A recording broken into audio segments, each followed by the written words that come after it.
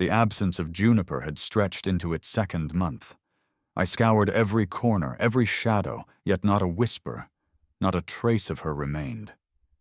My hope, once a vibrant flame, dwindled to a flickering ember, and I began to steel myself for the grim possibility that she'd met with some terrible, unforeseen end. Then, against all odds, I found her. Or rather, I saw her. There she was, in a dimly lit tavern I rarely frequented, bathed in the amber glow of the hanging lamps. She was nestled close to Theodore, her cheek resting lightly on his shoulder, a soft, almost shy smile gracing her lips. A wave of emotions, too complex to untangle, crashed over me. Relief, confusion, and a burgeoning anger warred within my chest. I listened, hidden in the shadows. "It was all an act, of course," Juniper declared, her voice carrying a strange lilt I hadn't heard before. "A necessary deception. Sometimes a woman must employ a bit of artifice to truly capture a man's devotion, to deepen his affection. She had enlisted Ophelia, my closest confidant, to aid in this elaborate charade. Ophelia, that seemingly guileless soul, had played her part flawlessly. The betrayal stung, a sharp, unexpected pain. I clenched my jaw, the corner of my mouth twisting in a grimace, and silently retreated from the tavern. Back in the solitude of my apartment, a different kind of betrayal unfolded. Juniper's dearest friend, Seraphina, embraced me with an almost frantic desperation, her eyes brimming with feigned concern. "Any word of Juniper, Silas?" she asked, her voice trembling with a performance worthy of the grandest stage. But the moment our gazes locked, a different script began to unfold. I drew her close, my actions deliberate, my intentions clear. "My beloved Juniper might truly be lost this time, Seraphina," I murmured, my voice heavy with a manufactured sorrow. "You'll have to offer me the most profound solace, won't you?" The months since Juniper's vanishing had been a blur of fruitless searching and growing despair. I'd envisioned a future with her, a life intertwined, and her sudden absence had ripped a hole in that tapestry. Then, during a casual gathering with her circle of companions, I stumbled upon the truth. She appeared, not distressed, not lost, but haughty, almost regal in her composure. "It was unavoidable, darlings," I overheard Juniper explaining to her friends, her brow furrowed in mock exasperation. "Silas was becoming far too possessive, always monitoring my every move, forbidding my late-night outings. A girl needs her freedom, and a man needs a gentle reminder of what he stands to lose." One of her companions, a woman named Clara, inquired with a hesitant voice, "But why this disappearing act, Juniper? It seems rather extreme." The man beside Juniper, Theodore, a childhood acquaintance of hers, chuckled heartily. "I orchestrated the entire affair," he boasted, a smug grin playing on his lips. "A brilliant strategy, wouldn't you agree? A man values what he believes is scarce. Without my guidance, she'd be forever tethered to that controlling fellow." Juniper giggled, a sound that grated on my ears. "Indeed, Theodore, your wisdom is invaluable." My heart, already fragile, cracked further. I recognized Theodore. They'd grown up together, a bond I'd always considered harmless. Another friend, a petite woman with fiery red hair, questioned, "But what if Silas grows suspicious? Surely this charade can't last forever." Juniper waved a dismissive hand. "Ophelia is aiding me, feeding him carefully crafted lies. He suspects nothing. It's foolproof, really." The assembled group murmured in awed understanding. "Remarkable," someone breathed. "Who would have imagined that the esteemed Miss Beaumont would resort to such elaborate deceit?" Theodore, basking in the admiration, added with a laugh, "Silas is a simpleton, easily manipulated. It's almost too easy." I waited, a statue hidden amongst the crowd, for Juniper to defend me, to offer some semblance of loyalty. But her response was a dagger to my heart. "Of course," she agreed, her tone laced with condescension. "He lacks Theodore's intellect and resourcefulness." The others joined in the mockery, their laughter a chorus of betrayal. I observed their casual cruelty, the casual way their legs bumped together under the low table. The conversation, a swirling vortex of deceit and manipulation, eventually wound down. Someone, sensing the precariousness of the situation, finally asked, "This prolonged absence? It isn't wise, Juniper. When do you intend to reappear?" Juniper, with a confidence that chilled me, replied, "Soon. When Silas is driven to the brink of madness, consumed by his desperate search, only then will I gracefully return." My original plan had been to present myself at the constabulary that very day, to formally report Juniper's absence. But a sudden shift in perspective altered my course. Instead, I sought solace in solitary pursuits. I enjoyed a humble meal of grilled meats and vegetables at a roadside stall, then spent the afternoon engrossed in the strategic complexities of a board game cafe. By the time I arrived home, the sun had long since set, casting long shadows across the city. The apartment was shrouded in darkness, a stark contrast to the vibrant life I'd witnessed earlier. I assumed Ophelia had departed. However, as I removed my outer garments, a pair of slender arms encircled my waist from behind, a sudden, unexpected embrace. A dampness, a telltale sign of tears, seeped through the fabric of my shirt. My body instinctively stiffened. "Have you been weeping, Ophelia?" I inquired, my voice carefully neutral. Ophelia, her voice thick with sobs, choked out, "What occupied your day, Silas? Why did you ignore my persistent attempts to reach you?" I rubbed my forehead, feigning a weary sigh. "My apologies, Ophelia. My attention was elsewhere, and I neglected to check my communication device." She pressed closer, her voice a desperate whisper. "Any trace of our dear Juniper?" "Alas, no," I sighed, infusing my tone with a palpable sense of regret. Ophelia's embrace tightened, the dampness against my back intensifying. "It's all my doing," she cried, her voice laced with a theatrical remorse. Had I not persuaded her to accompany me on that ill-fated excursion into the wilderness, she wouldn't have vanished. Her regret seemed genuine, her sorrow profound. If only she hadn't chosen that precise moment to press her lips against mine, a gesture that betrayed the carefully constructed facade. Ophelia is Juniper's closest confidant, her unwavering ally. After Juniper's disappearance, they had operated in tandem, one bathed in the light of public concern, the other lurking in the shadows of clandestine meetings. Ophelia, with her tear-stained cheeks and trembling voice, played the role of the grieving friend, the one consumed by guilt. But Juniper, it seemed, had underestimated the depth of her best friend's remorse. Ophelia, it turned out, was a scion of a prominent family. Raised in an environment of privilege and abundance, her family's wealth surpassing even Juniper's. In the presence of others, she maintained an air of detached aloofness, almost unapproachable. I, too, had held this perception of her. In our previous interactions, Ophelia and I had exchanged few words. After my university studies, I secured employment within a company owned by the Beaumont family, further widening the chasm between our social standings.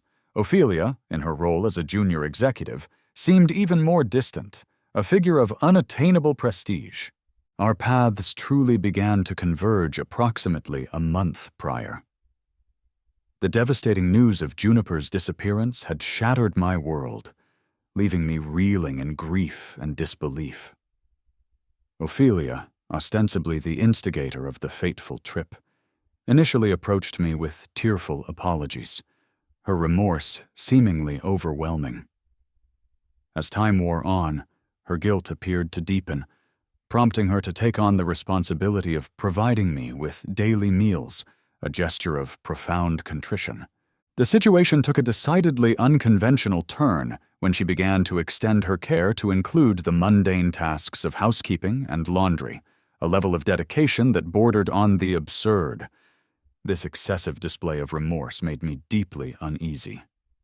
"Ophelia," I stated firmly, "you bear no responsibility for this tragedy. Even if you hadn't extended the invitation, Juniper had already resolved to embark on that journey. Fate, it seems, is unavoidable. We cannot hold you accountable for an unforeseen accident," I continued, hoping to alleviate her burden. "Consider this. If you had invited her to a simple dinner, and she subsequently suffered from food poisoning, would I hold you responsible?" "Of course not. You couldn't have foreseen such an outcome. Juniper's parents haven't expressed any blame, and neither will I."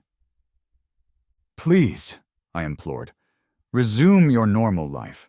I truly don't require this level of attention." "Kindly put that garment down," I added quickly, reaching out to retrieve my undergarments from her grasp.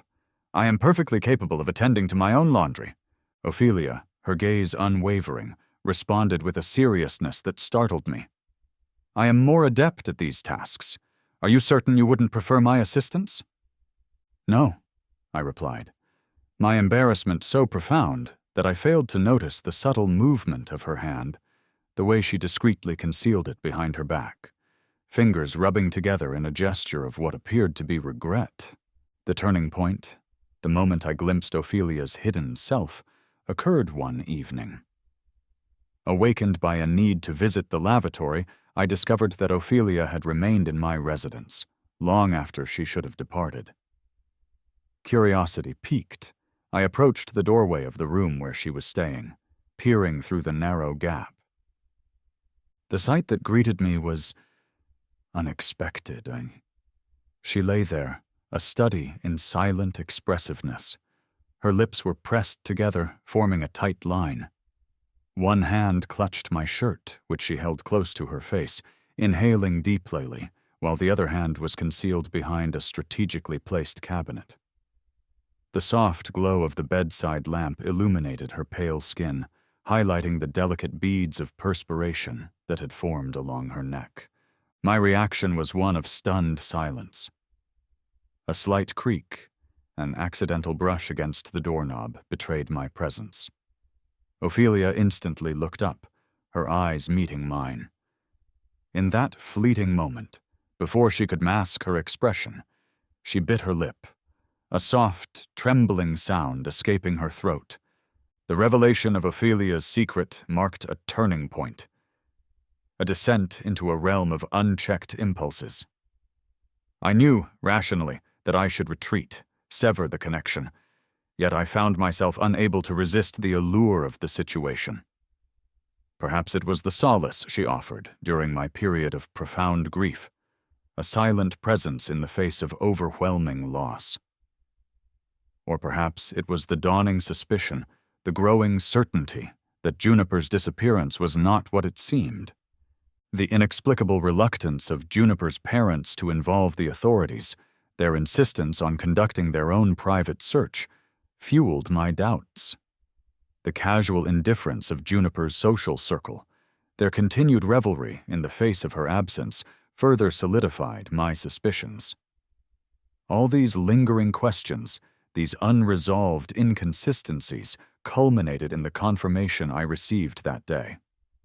They had all conspired, orchestrated this elaborate performance, with Ophelia playing a pivotal role. Returning to the present, Ophelia remained steadfast in her embrace, refusing to release me. "Have you prepared the evening meal?"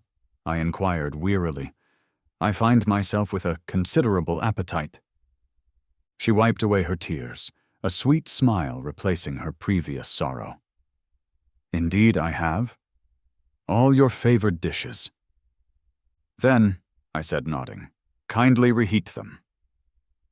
"Certainly," she replied, immediately complying with my request. She displayed not the slightest discomfort at my commanding tone. After our meal, I casually tossed my shirt in her direction. "Attend to the laundry, if you would." Ophelia hesitated momentarily. "May I truly?" she asked, a hopeful gleam in her eyes. "Indeed," I confirmed. "I am weary this evening, too indolent to perform such tasks myself." She appeared to receive this as a great honor, clutching the garment and proceeding to the washroom. I knew with absolute certainty that it would be at least 20 minutes before she re-emerged.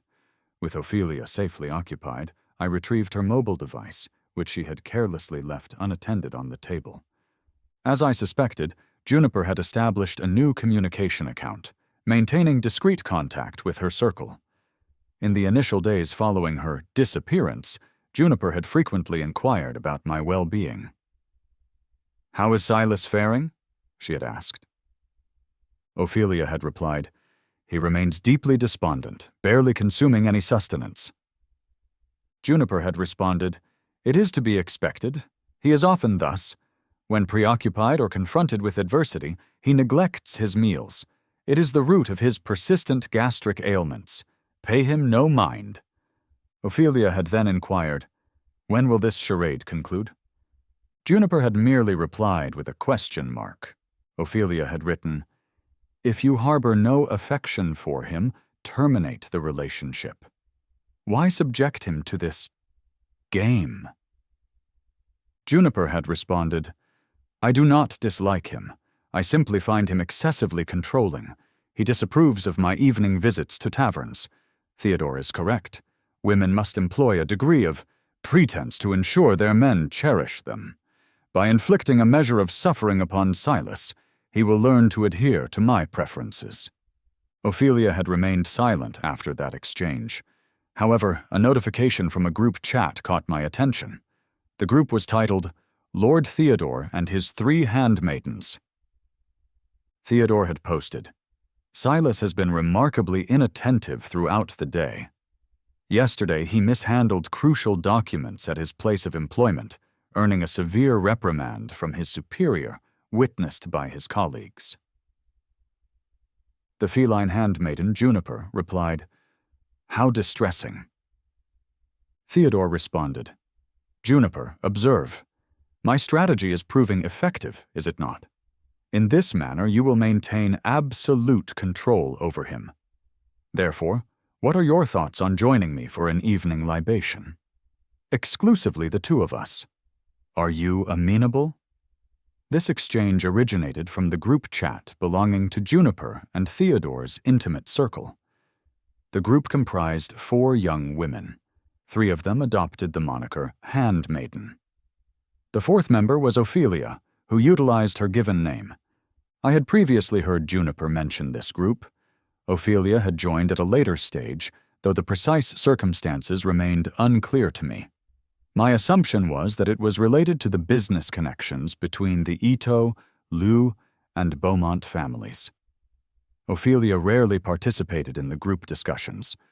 The majority of the exchanges consisted of banter between Juniper and Theodore. The feline handmaiden Juniper stated, "It is exceedingly irritating, engaging in such jests. Anyone who overhears might misconstrue our relationship. I have had numerous disagreements with Silas regarding this very matter." Theodore replied, "The mere thought induces laughter. What is our connection? Companions since childhood. What is Silas to you? A trifling individual who seeks to dominate your existence. He is merely a failure. The most controlling men are invariably those who lack competence." Juniper sent a feline emoticon, requesting an embrace, and replied, "Indeed, Theodore is the most superior. Henceforth, I shall rely upon you as my strategist, following your guidance implicitly." Theodore replied, "Without question, entrust it to me." I felt a surge of revulsion. I scrolled back through their previous conversations. They communicated on a near-daily basis. To an outsider, it would appear as blatant flirtation. It transpired that Juniper's consistent tardiness for our scheduled meetings was a tactic devised by Theodore. Even during my illness, when I lay confined to a hospital bed, she was in Theodore's company. She had even bestowed upon Theodore the headphones I had gifted her for Valentine's Day. A new message appeared. Juniper had sent a private message to Ophelia. "I have just recalled something." To avoid arousing suspicion, I simply replied with a question mark. Juniper asked, "2 months ago, on Theodore's birthday eve, recall that I was inebriated and remained overnight at Theodore's residence. You must not divulge this to anyone. Simply remember, that evening I was with you, understood?" I slowly typed out 4 words. "What occurred that night?" Juniper replied, "Did we not agree to cease discussing this matter?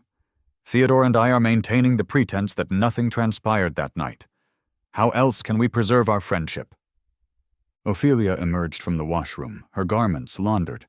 Her expression was composed, though a faint blush lingered on her cheeks. I smiled at her and inquired, "Are you well?" Ophelia shyly glanced at me but offered no verbal response, despite my discovery of her peculiar secret, and despite the intimacy of our shared kiss. We had yet to progress beyond that initial boundary. I assessed her appearance.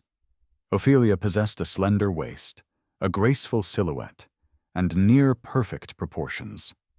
Her features were delicate, with Liu-style eyebrows and almond-shaped eyes, lending her an aura of purity and ethereal beauty. In terms of physical attractiveness, she far surpassed Juniper. I nodded and stated, "You may need to launder your skirt subsequently." She asked, "What?" Ophelia looked up at me, still failing to comprehend my meaning. I had already swept her into my arms, carrying her. I sighed and said, "Ophelia, Juniper may truly be gone." I paused, then added, "Will you remain with me this evening?" Following that day, a simple question mark sent via message was sufficient to summon Ophelia to my side. We had achieved a remarkable synchronicity, a level of understanding that surpassed even my connection with Juniper. Ophelia, having a background in dance and yoga, possessed a physicality that surpassed Juniper's, offering a more gratifying experience. Moreover, her physique and overall appearance were on an entirely different plane. I found myself regretting not having initiated this connection sooner. Why had I wasted so much time on Juniper, that hollow shell of a woman? Ophelia, for her part, remained blissfully unaware of my discoveries. I had meticulously erased the chat history. Whenever the opportunity presented itself, I would surreptitiously access her mobile device to monitor the group chat. My search for clues regarding Juniper's whereabouts had ceased entirely. Juniper, sensing a shift, began to exhibit signs of panic. She tagged all members of the group chat, demanding, "What is transpiring? Why has Silas ceased all communication with me?" Bunny Girl Marie sent a voice message. "Juniper, do not fret. He is likely merely fatigued and lacks the energy." Juniper replied, "That is improbable. Regardless of his exhaustion or workload, Silas invariably contacts me." "Should I return?" Theodore replied, "Maintain your position. Do not return yet. Extend his suffering a while longer. Returning now would negate all our prior efforts." Juniper said, "I am unable. I must ascertain his well-being tomorrow." Theodore replied, "Juniper, have you lost your senses?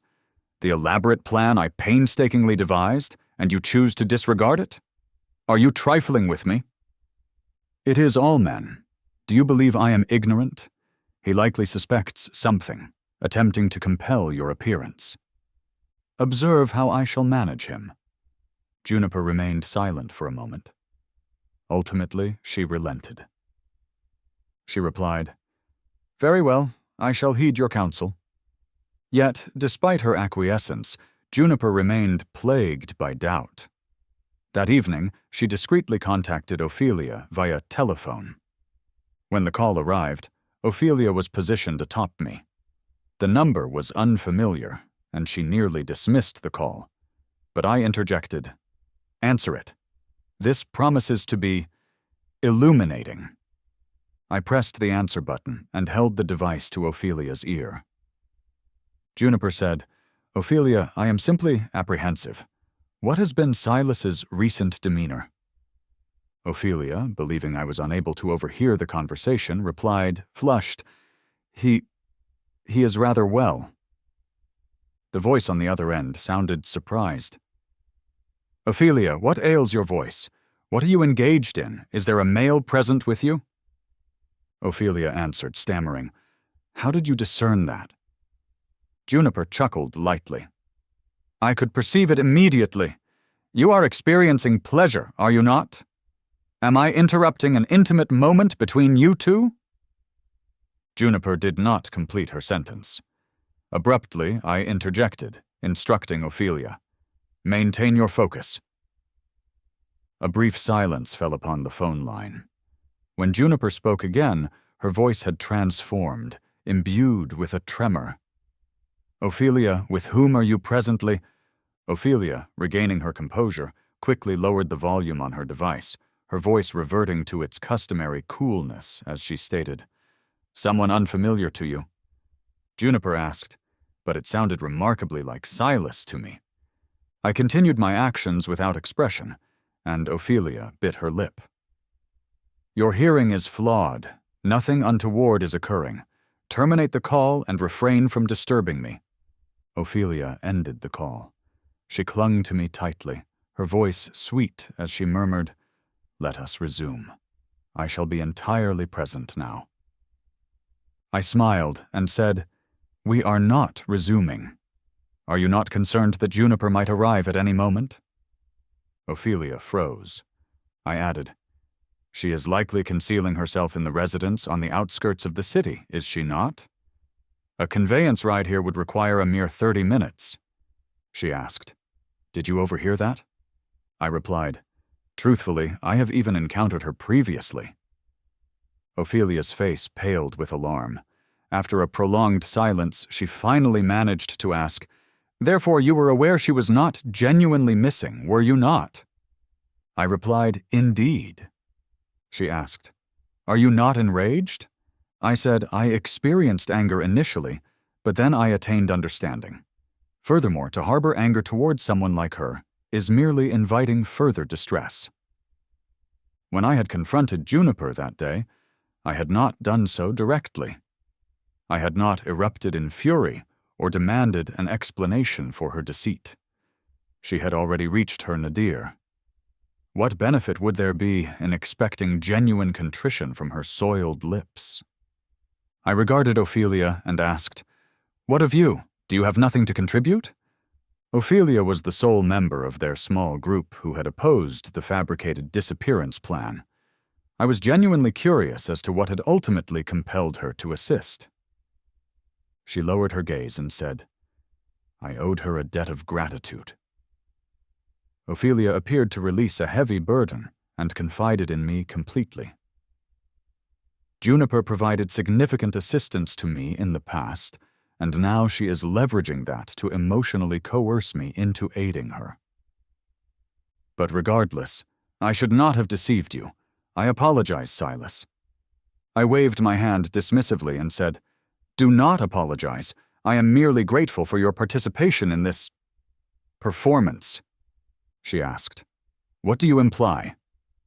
I cupped Ophelia's chin and grinned, saying, "How about betraying them and becoming my accomplice?" As I anticipated, Juniper could not contain herself and arrived personally. At 1 a.m., she stealthily entered my residence. This was my rented dwelling, and Juniper's fingerprints were authorized to unlock the door. I lay in bed, feigning deep slumber. The bed was impeccably clean. There were no feminine belongings in the bedroom. To convincingly portray the role of a devoted boyfriend, I had even strategically placed a tissue on the nightstand, one that had ostensibly wiped away tears, and a photograph of us together. Juniper appeared reassured. However, she was unaware that I was merely pretending to be asleep. After she was satisfied, Juniper departed. She proceeded to meet with Ophelia. The two convened at a convenience store. Juniper said, "I apologize, Ophelia. I misjudged you earlier." Ophelia smiled faintly and replied, "It is of no consequence." She asked, "Where is your paramour?" Ophelia replied, "He was fatigued and promptly fell asleep." Juniper blinked and said, "His voice bears a striking resemblance to Silas's. On a future occasion, you must introduce him to me." Ophelia did not respond. Juniper appeared somewhat weary, and she said, "Ophelia, do you believe I should return now?" Ophelia asked, "Why are you contemplating that?" Juniper replied, "I have been experiencing difficulty sleeping recently." Juniper took a sip of her beverage, her eyes and nose reddened, sniffling as she said, "When I was with Silas, I consistently perceived him as overly possessive. Now that I am liberated, nothing feels correct. I have been unable to sleep for several nights. I learned Silas has not inquired about me this week. I am deeply fearful I have forfeited him." Ophelia comforted her. "Do not worry, he has not relinquished you. He is even contemplating initiating a formal investigation." Juniper quickly replied, "We cannot initiate an investigation. That would expose everything." Ophelia answered, "I am aware. I dissuaded him. He has been slightly unwell this week. Thus he has not had the time to concentrate on it." Juniper asked, "Is he well?" Ophelia replied, "It is merely a common cold. Nothing grave." Juniper's eyes reddened. "I regret my actions. I have caused Silas immense suffering."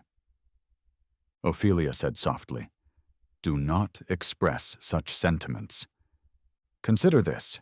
He previously restricted your autonomy, forbade your attendance at taverns, prohibited your association with male companions.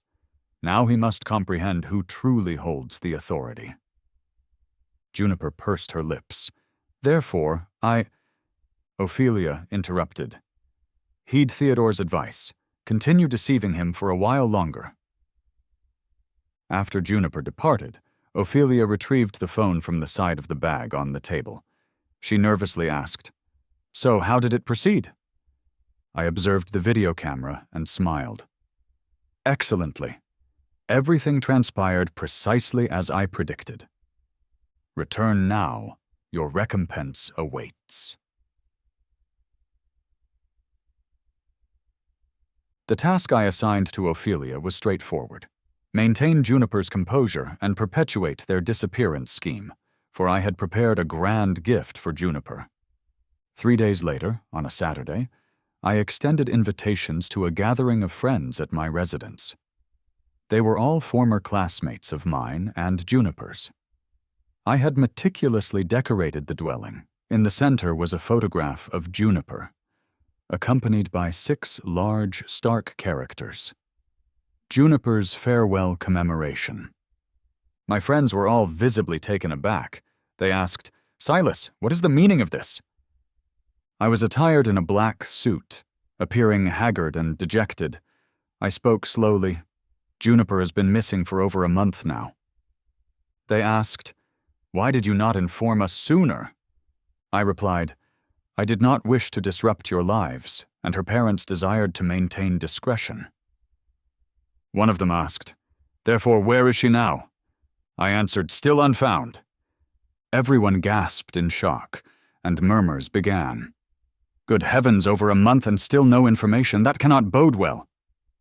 I heard the critical 72-hour window for rescue is paramount.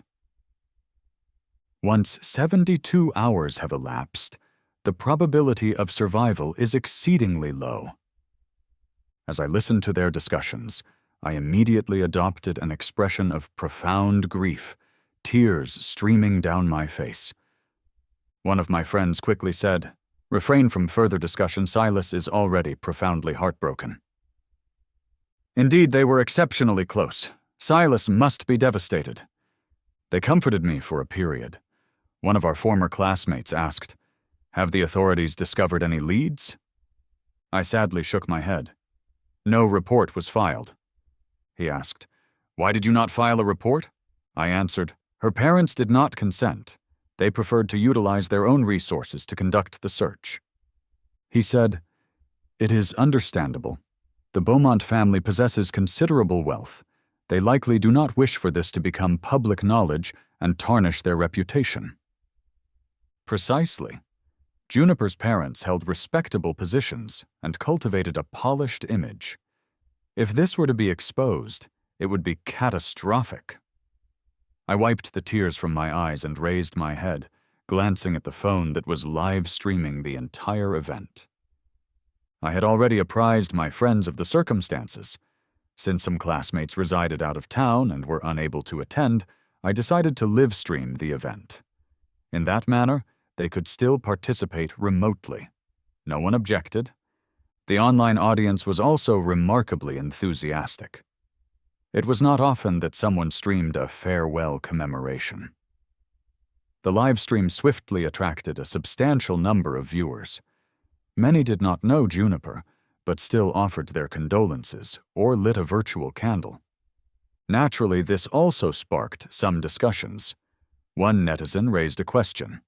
How can a daughter vanish and her parents decline to file a report? Someone replied, "Indeed, should they not have contacted the authorities immediately?" I discovered the missing young woman is from the Beaumont family. Perhaps they possess their own rescue team. Someone responded, "Did she not disappear on Yunling Mountain? Improbable. I reside nearby, and I have not observed any rescue teams conducting a search." I disregarded these discussions. Patience. The other principal character of this drama was about to make her entrance.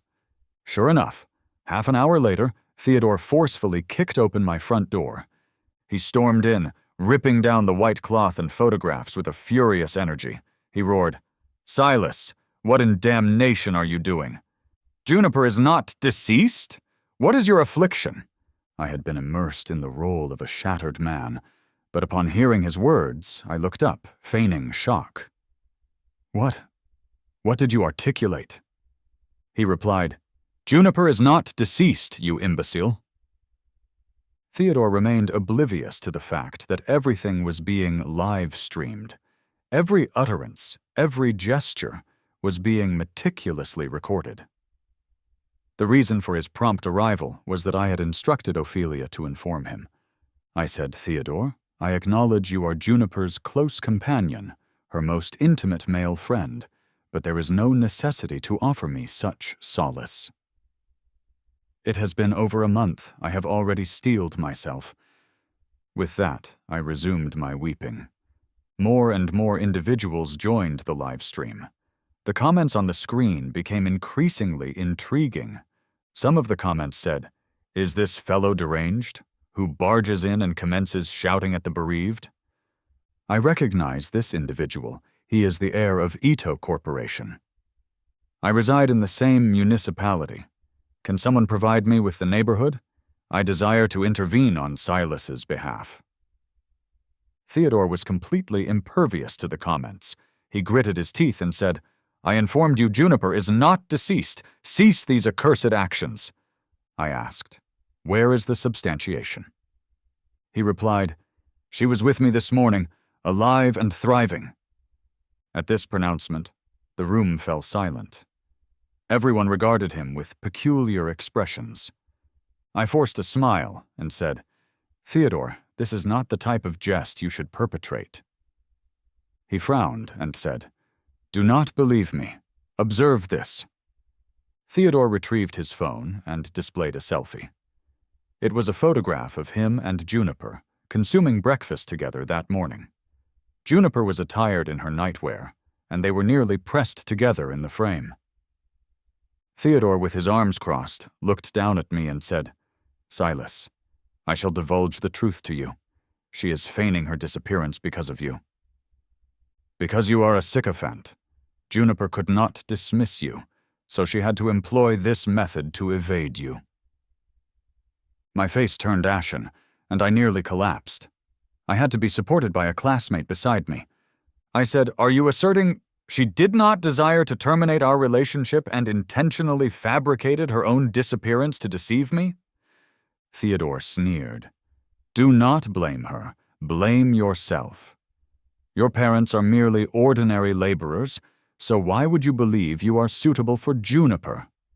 A fellow like you, a social climber, it was only a matter of time before she discarded you. I quickly calculated. It was time for the crucial moment.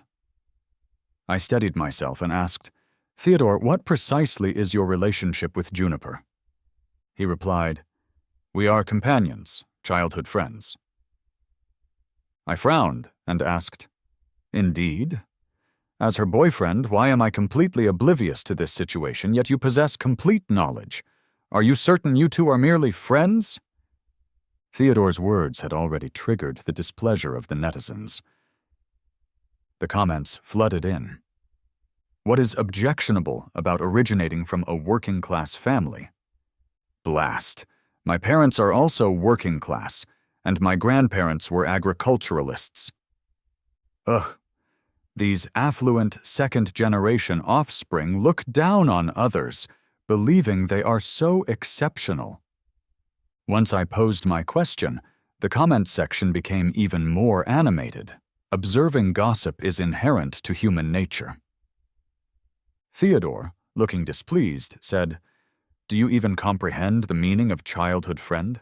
We matured together, and apart from her parents, I have been the closest individual to her, understand?" A friend beside us could not tolerate it and said, "You individuals truly possess no boundaries." Are you not the interloper, pretending to be merely a friend while openly engaging in flirtation? Silas, why are you still heartbroken over this type of woman? Brother, I shall introduce you to someone superior. All right, that is sufficient. Theodore's little exhibition could conclude now. I pretended to be exhausted and dismissed everyone. Then I deactivated the live stream. Next, it was time for the female lead to make her appearance. The reason Theodore arrived first was because Juniper was out of town that day. Thanks to Ophelia, I had a precise understanding of everyone's whereabouts. Juniper had witnessed the live stream. She contacted me incessantly, sending ceaseless messages of apology. At 9 p.m., Juniper finally returned to City C. She could not rest, coming directly to find me. But she did not come alone. She brought Ophelia along. The moment she saw me, she burst into tears. Choking with emotion, she said, "Silas, I truly did not intend to. I was merely discontent. That is why I consented to his scheme." I smiled and asked, "Did you experience enjoyment this past month?" She shook her head. It was exceedingly agonizing. Seeing the impatience on my face, Juniper knelt down, clutching my legs, and sobbed. They assert girls must be deceitful to avoid being dominated by their boyfriends.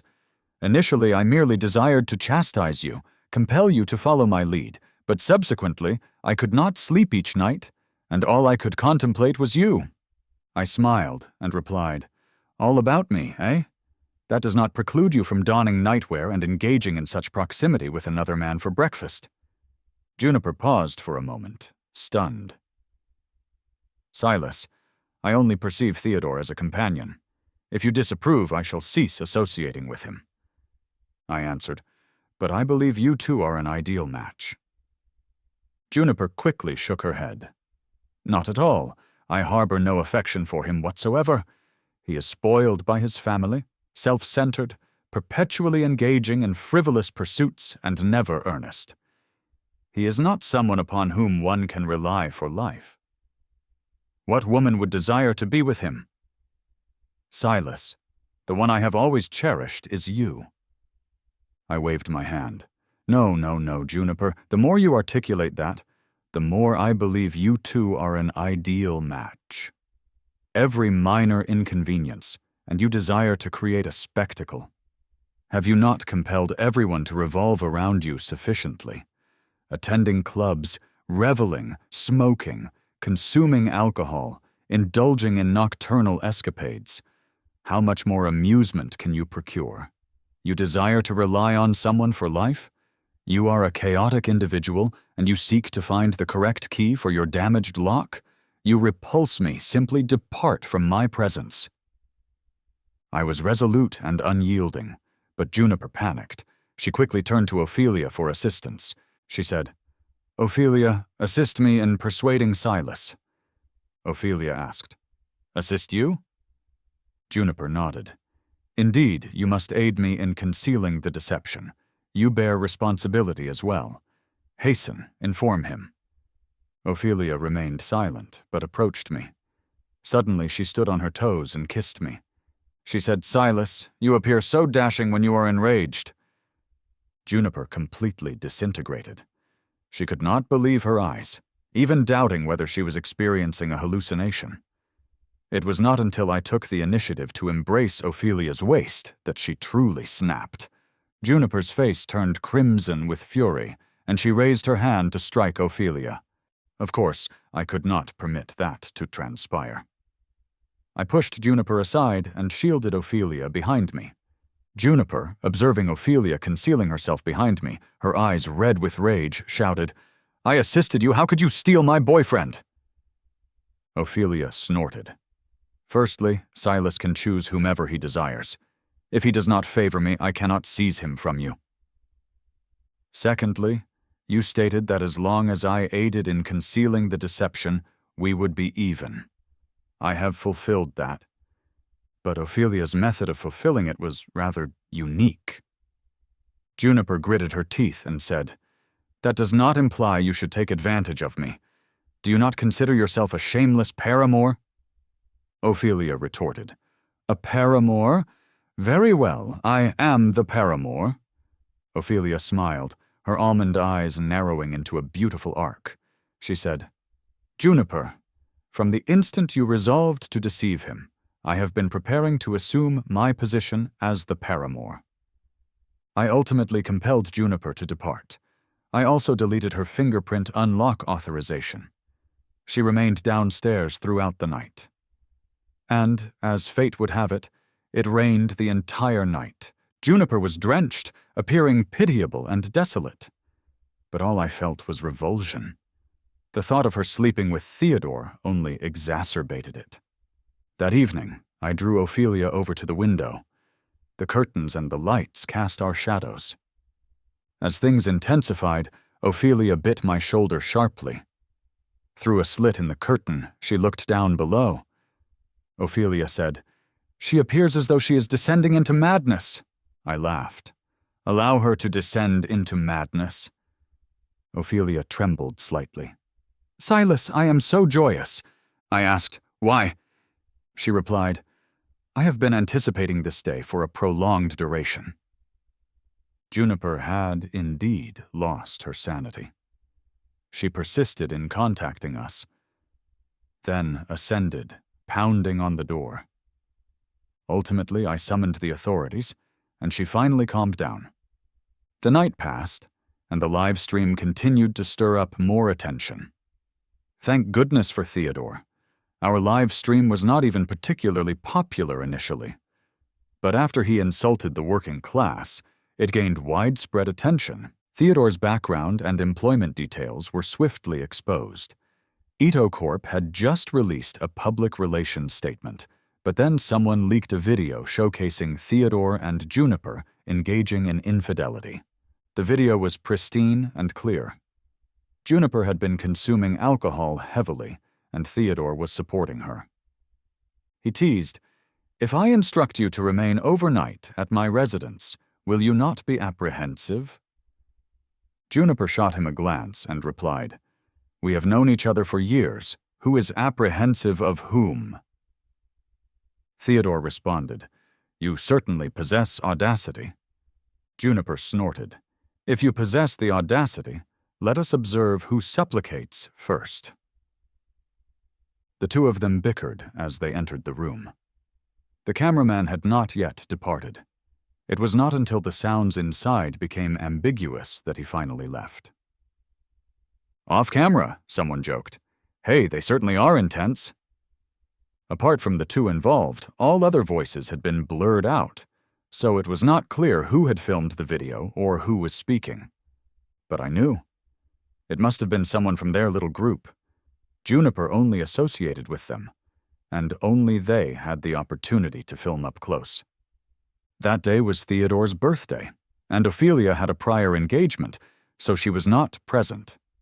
If we exclude her, it could only be one of the two other girls.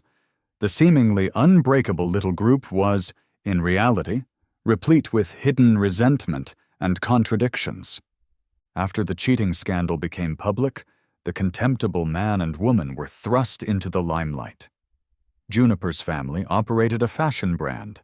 Consumers rushed to return products, causing the company to suffer immense losses. At this juncture, Juniper took action. She placed all the culpability on Theodore. She exonerated herself completely. The notion of faking a disappearance was proposed by Theodore. The inception of the affair was, in actuality, when Theodore exploited her vulnerability and induced her inebriation. Juniper penned a lengthy post denouncing Theodore, asserting that he consistently invited her to consume alcohol late at night, plied her with drinks until she was so intoxicated she could not resist, and then took advantage of her. Subsequently, he utilized that to blackmail Juniper into sustaining an inappropriate relationship with him. Juniper claimed she had no recourse but to embark on the vessel of thieves. When the post was published, it instigated an uproar. Theodore was subjected to online condemnation. Even his family's restaurant was intentionally harassed and disrupted. Theodore panicked.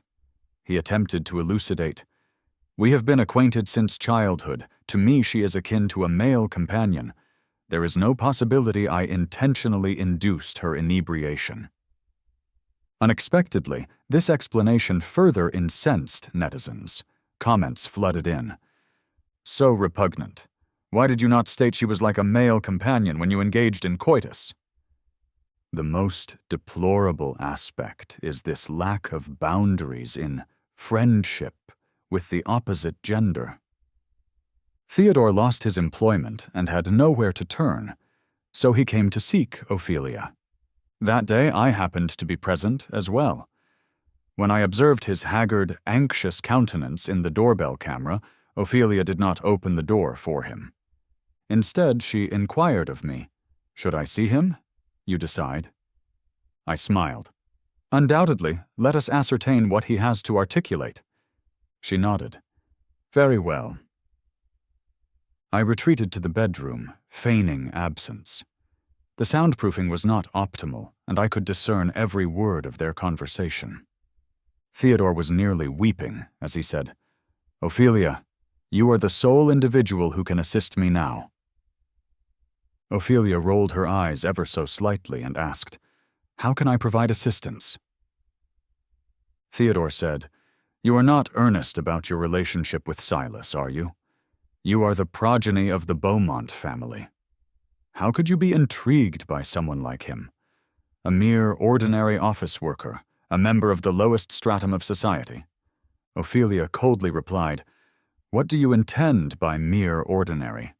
Theodore, do you deem yourself something extraordinary? What constitutes ordinary? Silas and I are both ordinary individuals. Theodore, have you not been subjected to sufficient insults? Why are you persisting in looking down on others at this juncture?" Theodore was momentarily speechless. He then continued pleading, "Regardless, simply assert that all of this was a stratagem by Silas to pursue you. After it is concluded, I shall introduce you to an affluent, handsome gentleman." Ophelia sneered, "Continue dreaming." Theodore grew desperate and said, "Are we not close companions?" Ophelia replied, "Without Silas, who would be companions with you?" "What?" She frowned and said, "Are you unable to comprehend? Allow me to elucidate. Back then, it was because of Silas that I joined your spurious little group." At this revelation, not only was Theodore shocked, but I was as well. Ophelia slowly continued, "I encountered Silas during my inaugural year of university. He left an indelible impression upon me.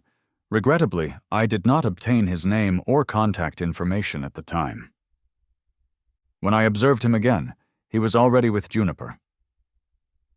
Theodore inhaled sharply and asked, "Therefore you joined us to—" Ophelia answered, "Indeed, to discover the opportune moment to steal him."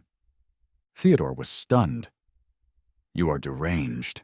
They have been together for 2 years." Ophelia responded, "I have waited 2 years." Ophelia smiled proudly. "Fortunately, perseverance yields rewards. I finally obtained my opportunity." Theodore stammered, "So you consented to aid Juniper in concealing the deception because—" Ophelia nodded. "On the surface, it was to reciprocate a favor to Juniper, but from the outset I harbored my own intentions. In this grand spectacle, everyone possessed their own motivations. Only Ophelia maintained her true intentions concealed until the very end." Theodore turned ashen. His teeth clenched as he said, "Ophelia, you are excessively calculating." Ophelia replied, "Likewise." After Theodore departed, I crossed my arms and said to Ophelia, "You certainly are something. Even I was kept in ignorance." She pouted and said, "If I did not withhold information from you, how would I ever ascend to the top?" I asked, "What do you intend?" Ophelia offered a helpless reply. "On the surface, I am Juniper's close confidant. If I had confessed to you prematurely, you would not have considered me. Therefore, I deliberated, and I resolved I would be the antagonist. I would seduce you, compel you to fall for me, and I would simply be the third party who disrupted another's relationship." Ophelia appeared in my life, enacting the role of the remorseful one. She attended to me in the most minute details. She casually showcased her alluring figure. While everyone else remained oblivious, she staged a solo performance of feminine competition. I asked, "What if your plan ultimately failed?" Ophelia smiled gently and said, "Then it is of no consequence. At the very least, when you were at your lowest ebb, I was present with you. That is sufficient." Theodore, isolated and helpless, could only flee City C in disgrace. His family business was severely impacted, and their capital diminished. He could no longer sustain the lifestyle of a carefree, wealthy scion, but still, I was not content. The transgression was one they both committed. Why should Juniper be permitted to vanish so elegantly? I did not possess any incriminating information on Juniper, but I was certain someone else did.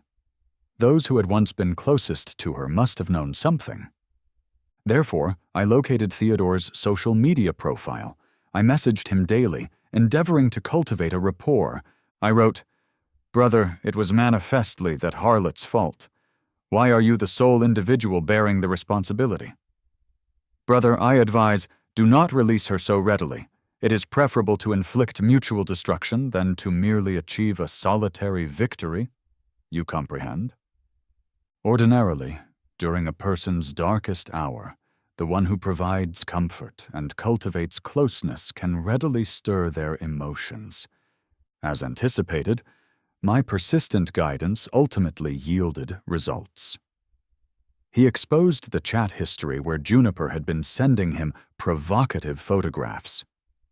He revealed that Juniper had lied about being coerced into infidelity. Normally, such a revelation might not have garnered significant attention, but the Liu family had just concluded a business conflict. The rival company perceived an opportunity and instantaneously purchased traffic and trending searches for Theodore's narrative. Thus, Juniper's victim persona shattered into fragments. The situation only intensified. More and more individuals emerged to denounce Juniper. She had essentially no prospect of recovering. The Liu family was inherently patriarchal, and after all, Juniper still had a younger brother.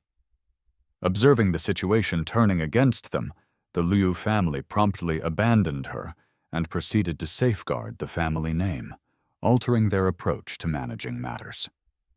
Without the protection of her family, Juniper plummeted from grace and into the mire. She spent each day in taverns, consuming alcohol, subsisting in a haze, accepting every man who approached her. She had always relished revelry and imbibing, but now she was ultimately undone by her alcoholism. One night, with her senses dulled, Juniper was struck by a speeding vehicle. She sustained an injury to her leg. The physician stated she would limp for the remainder of her life. Subsequently, the authorities reviewed the surveillance footage. Juniper had violated traffic regulations, traversing a red light and jaywalking, so the driver was not at fault. A few days later, an uninvited guest arrived. It was Juniper's parents. I was not unfamiliar with them, having encountered them previously. However, her parents were akin to smiling tigers. On the surface, they were amiable, but deep down they looked down upon my family's background and had been assisting Juniper in staging a charade. Now, to my astonishment, they came to supplicate me. They said, "Silas, I have always been reasonably kind to you, have I not?" I smiled and replied, "If you have something to articulate, simply articulate it." They said, "Juniper has indeed committed an error, and we have reprimanded her, but you observe, our company is blameless." I asked, "Therefore, what do you intend by that?" They replied, "Could you possibly compose a letter of understanding? Simply state that this matter is concluded, and you will not hold it against us any longer." I desired to laugh. How audacious must they be to proffer such a request? But well, I had already formulated my plan. I trembled, eyes reddened, and emotionally said, "Mr. and Mrs. Liu, I acknowledge you have been benevolent to me, and I do not desire to entangle you in this. But this has inflicted such profound pain upon me. I have been in such agony. I genuinely do not know what to do. I treated her so well. How could she betray me thus? Some individuals online are even labeling me a sycophant, asserting I deserve it. I have been subjected to cyberbullying daily, and I am apprehensive to even access the internet now. I have been experiencing nightmares, and my companions suggest I consult a therapist, but therapy is so costly, I simply cannot afford it." They exchanged a glance and said, "Indeed, indeed, it is all Juniper's fault." "Silas, how about we proffer some compensation? How much do you desire?" I shook my head in alarm and said, "No, I do not desire monetary compensation." I would not specify a sum. I was not obtuse. Who knows if they would utilize their connections to accuse me of extortion subsequently? They asked, 200,000? I replied, "This is not something monetary compensation can resolve." They asked again, 400,000? I said, "Madam, my affections for Juniper cannot be quantified in monetary terms." They said 500,000. I sighed and said, "Sigh, I believe I shall consult a therapist." I persisted in declining the monetary compensation. I only continued to emphasize how much emotional harm I had sustained. One day later, I abruptly noticed 2 million more in my bank account. The note attached read, "Voluntary compensation for emotional distress." I examined the text message regarding the monetary transfer and smiled contentedly. Ophelia said, "If you desire money, I can provide it to you as well." I waved my hand and replied, "It is not equivalent. This is what I am rightfully owed. Whether it was Juniper or Ophelia, I never pursued their family wealth or money. But what is legitimately mine, I would never refrain from claiming." Ophelia asked, "What shall we do next? Are you genuinely going to absolve them?" I replied, "Indeed, assuredly, I shall absolve them. After all, they compensated me. Even this modicum of morality should be preserved." I promptly filmed a forgiveness video. However, in the video, I portrayed the victim once more. I articulated the words of forgiveness, but my expression was one of utter despair, and I even shed a tear of hopelessness. I ensured that once this video was released, Juniper would not receive a shred of compassion from netizens. In the past, whenever Juniper surreptitiously attended clubs or consumed alcohol, and I apprehended her, she would weep and portray the victim. That stratagem was effective every time. But she never envisioned that the victim card would be deployed against her. On Christmas Day, Ophelia and I strolled hand in hand down the street. Suddenly she halted, pointing to a bubble tea establishment ahead. She said, "The first time I encountered you was precisely there. That was the bubble tea establishment where I worked part-time during my freshman year." She continued, "I was not feeling well that day, so I sat down in the shop for a while, and you brought me a cup of hot water." Ophelia smiled softly at the recollection, the corners of her eyes lifting gently. "You said, 'It is acceptable if you do not wish to purchase tea. The proprietor is absent, so feel free to rest here.'" I laughed and said, "I recall now. Back then, I surmised you could not afford the tea. Who would have conceived you were actually the daughter of the Beaumont family?"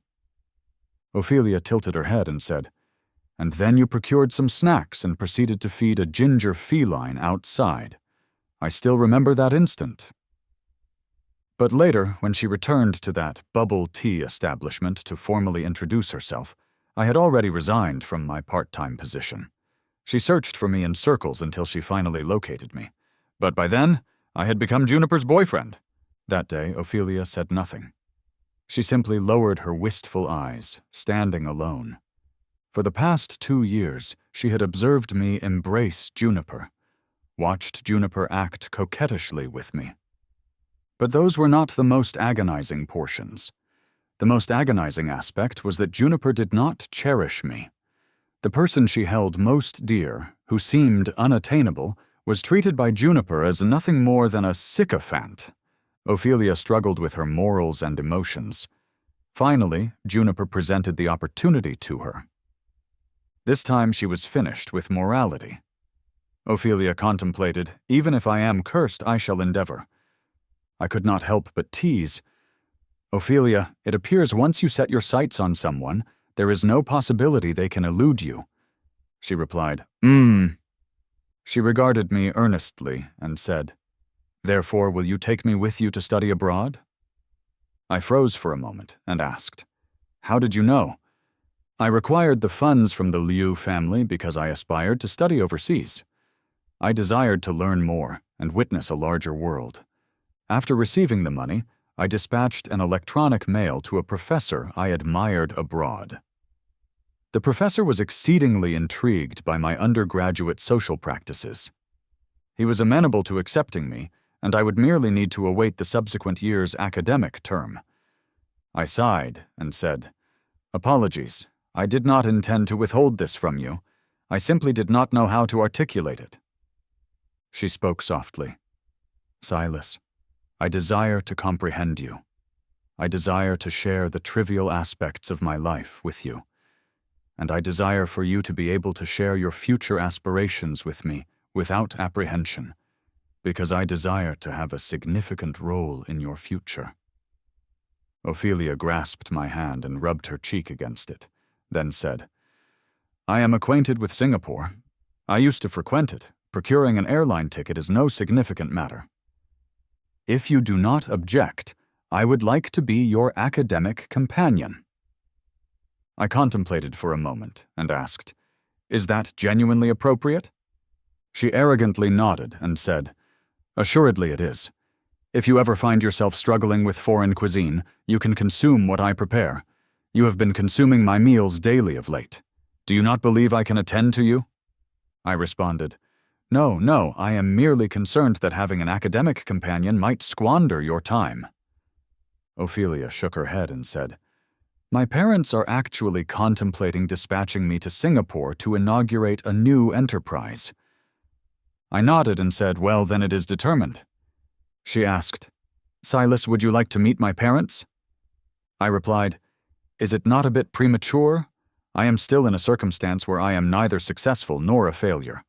I desire to establish a reputation for myself first." Reflecting on how Juniper's parents looked down upon me, I hesitated. But Ophelia alleviated my anxieties, saying, "I have already mentioned you to my parents. They are exceedingly fond of you. They even know you adore braised fish, and my mother instructed me on how to prepare it in case I could not procure it correctly. We conversed about our family's diurnal lives, hand in hand, traversing the first snowfall of the year.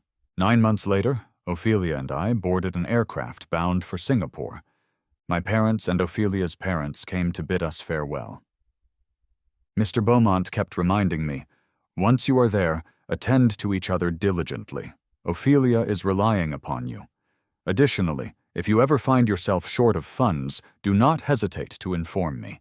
I shall transfer it to you." The Beaumont family truly was affluent.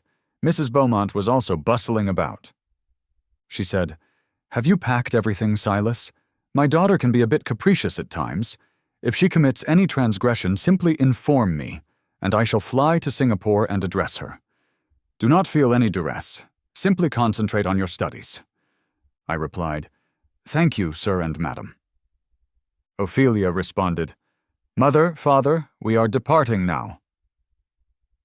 The weather was clear today, ideal for flying.